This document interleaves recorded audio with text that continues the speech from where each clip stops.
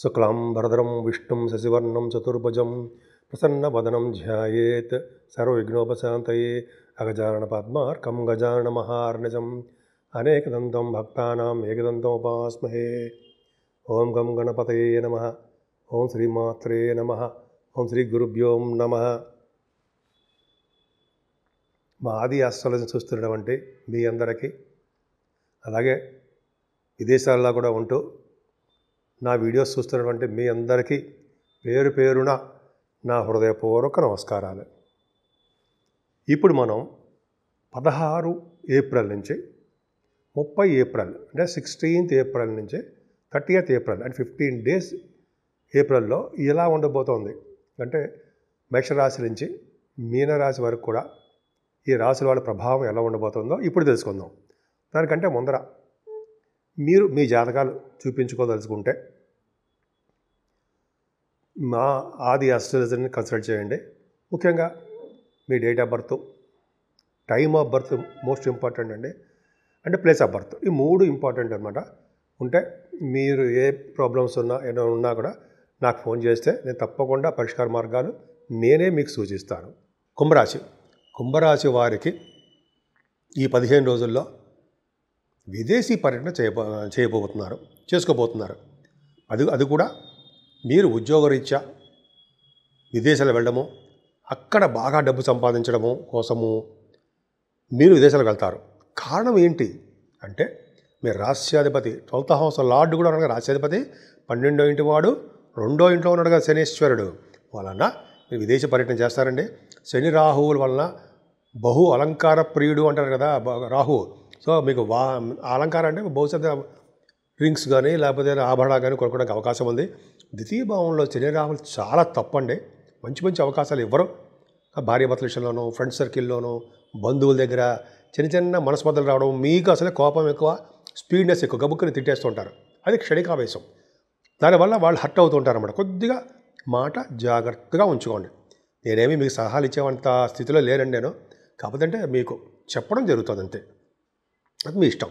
ఏదేమైనా బుధ శుక్రులు ద్వితీయ భావంలో ఉండడం వల్ల అదృష్టం అండి. అంటే వాళ్ళు సంగీతంలోనూ బాగా నేమ్ తెచ్చుకుంటారు. మీ జాతకాలు కూడా చూసుకోండి. ద్వితీయ భావంలో కనుక బుధుడు కానీ శుక్రుడు కానీ బుధ శుక్రుల కాంబినేషన్ ఉంటే వాళ్ళ సంగీత విద్య బాగా వస్తుంది, మ్యూజిక్ బాగా వస్తుంది. అలాగే పాటలు పాడే శక్తి మీకు బాగా ఉంటుంది.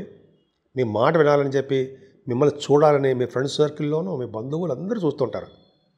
అలాగే మీ కంఠధ్వని, యాంకరింగ్ ఇవన్నీ ద్వారా బహుశా మీకు విదేశాలు వెళ్తారేమో. అది బాగా ఫైనాన్షియల్ స్టేటస్ పెరుగుతుంది. కుటుంబంలో వృద్ధి కలుగుతూ ఉంటుందండి. మీకు ఆభరణ యోగం బాగుంది. బుధ శుక్రుల కాంబినేషన్ కదండి మనం చెప్పేది. ఏంటి బుధ శుక్రుల కాంబినేషన్ అంటే బాగా సినిమా రంగంలో, కళారంగంలో రాణిస్తారు అంటుంటాం కదా. అవునా, అది రాణిస్తారు. మీరు చర్చలలో, డిబేట్స్లో పాల్గొంటారండి. ద్వితీయభావం బాగుందంటే ఎక్కువగా మీరు డిబేట్స్లో పాల్గొంటారు. కానీ కష్టపడి పనిచేసే తత్వం మీకు ఉంది కాబట్టి మీరు పైకి వస్తూ ఉంటారు. అది గ్రేట్. మీరు ఎన్ని కష్టాలు వచ్చినా సరే మీరు అనుకున్న టార్గెట్నే, మీ కష్టాన్నే, అంటే మీరు మీ ఎన్ని కష్టాలు వచ్చినా మీకున్న కష్టాన్ని మర్చిపోకుండా మీ టార్గెట్ రీచ్ అయిపోతూ ఉంటారు. అది గ్రేట్నెస్. సరే, 3వ భావంలో రవి ఉన్నాడండి. దగ్గర ప్రాంత ప్రయాణాలు చేయిస్తూ ఉంటాడు. మీ తమ్ముళ్ళకి బాగుండేది చేస్తుంటాడు. ఆయన కొత్త ఆలోచనలు బాగా వస్తుంటాయండి మీకు. దాన్ని కార్యరూపంలో తెలుస్తుంటారు.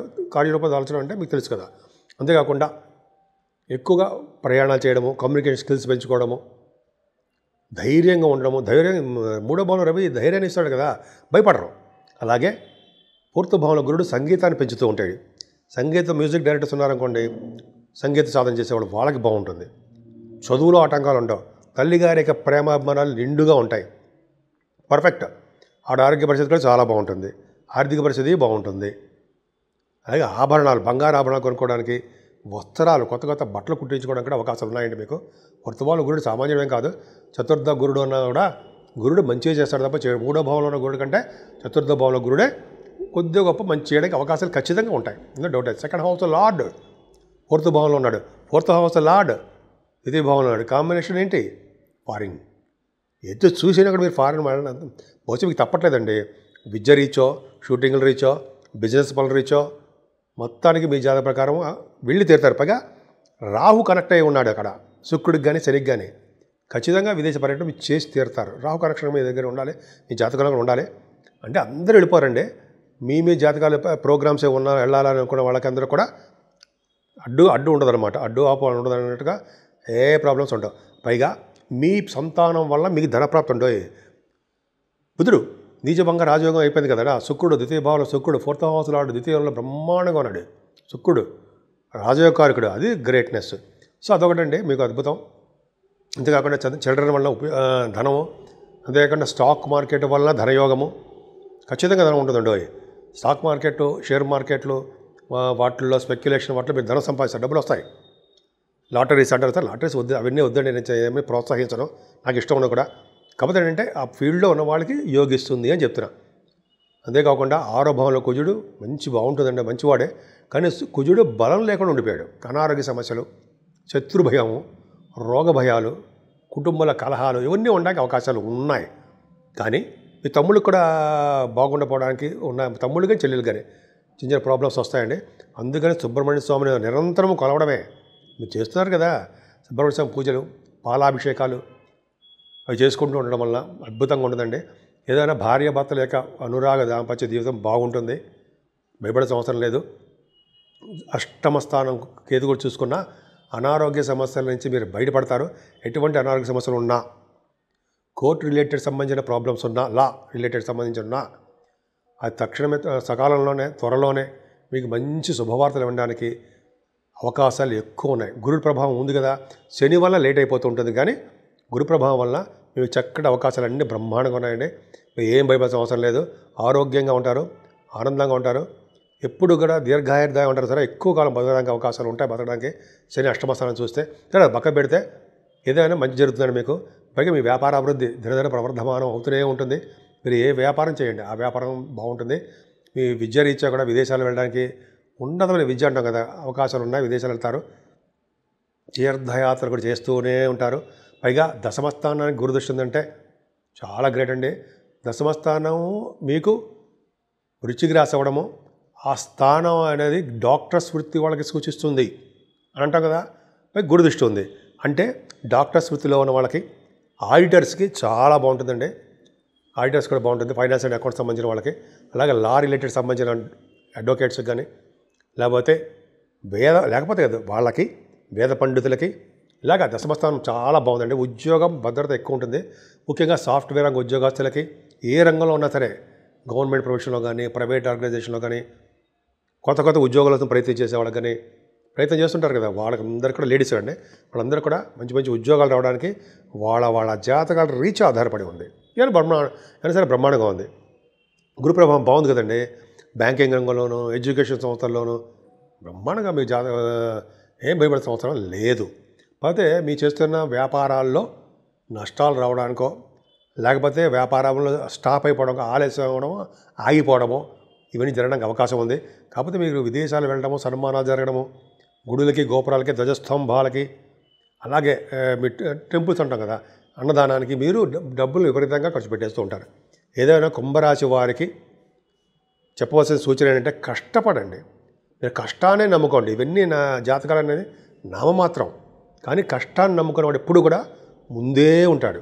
సో మీరు కష్టాన్ని నమ్ముకుంటున్నారు కాబట్టి మీ కష్టాన్ని మిమ్మల్ని ఉన్నతమైన స్థితిలో నిలబెడుతుంది అనడంలో మీరే ఉదాహరణగా ఉండాలి. సో ఆ విధంగా కుంభరాశి వాడు బాగుందండి. సుబ్రహ్మణ్య స్వామి ఆరాధన, అలాగే ఈ నెల 30వ తారీఖుని లక్ష్మీ నరసింహస్వామి గారి యొక్క, అంటే మనం తెలుసు కదండి మనకి, సింహాచలం లక్ష్మీ నరసింహస్వామి వారి యొక్క నిజరూప దర్శనాన్ని మేము చూసుకోబోతున్నాం, మనం చూడబోతున్నాం కూడా. సో ఈ విధంగా స్వామివారిని దర్శించడం వల్ల, ఆయన పూజలు చేయడం వల్ల ఫస్ట్ ధైర్యం వస్తుందండి. తర్వాత ఆ గ్రహాల వల్ల వచ్చే దోషాలన్నీ తగ్గుముఖం పడడానికి అవకాశాలు ఉన్నాయి. సో ఈ విధంగా మీరు స్వామివారి పూజ చేసుకోండి, ఉన్నతమైనటువంటి జీవితాన్ని మీరు పొందండి. ఇప్పుడు మనం రెమెడీస్ గురించి తెలుసుకుందామండి. రెమెడీస్ అంటే మనం ఏ పరిహారాలు చేసుకుంటే బాగుంటుంది. మేషరాశి నుంచి మీనరాశి వరకు కూడా 12 రాశుల వారికి కూడా చెప్పదగ్గ సూచన పరిహారాలండి. ఇప్పుడు ఈ 15 రోజులు కూడా సర్పదోషం ఉందండి. రాహుకేతుల మధ్యలో 8 గ్రహాలు ఉండిపోయాయి. చంద్రుడు కూడా బయటకు వచ్చేస్తారు అనుకోండి. ఒక విధంగా చెప్పాలంటే సవ్యకాల సర్పదోషము అంటాం. రాహుకేతుల మధ్యలో గ్రహాలు ఉండిపోతే, సపోజ్ రాహుకేతు మధ్యలో శనీశ్వరుడు, రాహు దగ్గరే శనీశ్వరుడు, బుధ శుక్రులు ఉండడము, రవి, గురు, కుజ, కేతువులు, ఈ రాహుకేతుల మధ్యలోనే ఇన్ని గ్రహాలు ఉండిపోవడం వల్ల సర్పదోషం కూడా ఏర్పడుతుంది. సవ్యకాల సర్పదోషం అంటాం. సో ఈ సర్పదోషం నుంచి మనం బయటపడాలన్నా, కొద్దిగా సర్పదోషం నుంచి మనకి ఇబ్బందులు కలగకుండా ఉండాలన్నా ముఖ్యంగా చేయవలసిన పని శ్రీకాళహస్తి. శ్రీకాళహస్తీశ్వరుడు పూజించడం వల్ల, హస్తీశ్వరుడిని శివుడిని అమ్మవారిని పూజించడం వల్ల, అలాగే రాహుకేతులకి సర్పదోషం కోసం శ్రీకాళహస్తిలో పూజలు చేస్తారండో. అక్కడ చేయించుకోవడం వల్ల ఒకవేళ కుదరకపోతే మన ఊళ్ళోనే మన రాహుకేతులకు సంబంధించిన పూజలు చేసుకోవడం వల్ల చాలా మటుకు సర్పదోషం అనేది, సవ్యకాల సర్పదోషము అనేది తగ్గిపోతుంది. అంటే ఏంటి, గ్రహాలు ఇచ్చే ఫలితాలు ఇవ్వకుండా వాళ్ళు అడ్డుపడుతూ ఉంటారు. మంచి ఫలితాలు ఇవ్వకుండా మనకి కొద్దిగా ఆటంకాలు ఏర్పడడానికి అవకాశం ఉంటుంది. 12 రాసులకి ఒక్క చంద్రుడు అక్కడే బయటకు వస్తాడు అనుకోండి, అయినప్పటికీ కూడా సర్పదోషమే. సో ఇలా మనం దోషాల నుంచి బయటపడాలంటే ఇది చెప్పినట్టు శ్రీకాళహస్తీశ్వరుడిని అంటే శివుడిని అమ్మవారిని పూజిద్దాం. ఎందుకంటే పార్వతీ అమ్మవారిని పూజిస్తే గ్రహాల యొక్క ప్రభావం ఉండదు కదండి. పాము రూపంలో ఆవిడ నడుము గొడ్డాణం రూపంలో ఉంటుంది కదా, సర్పు రాహుకేతువులు. సరే, అది పక్క పెడితే ముఖ్యంగా ఈ పూజలు చేయించుకోవడం వల్ల, అలాగే అమ్మవారికి మన ఊళ్ళోనే కుంకుమ పూజ కానీ లేదా చండీ హోమాలు కానీ చేయించుకోవడం వల్ల, వెంకటేశ్వర స్వామి ఆరాధన చేసుకోవడం వల్ల, శివాభిషేకాలు చేసుకోవడం వల్ల, అన్నిటికంటే ముఖ్యమైనది ఈ నెలలో 28వ తారీఖున వైశాఖ మాసం వచ్చేస్తుంది.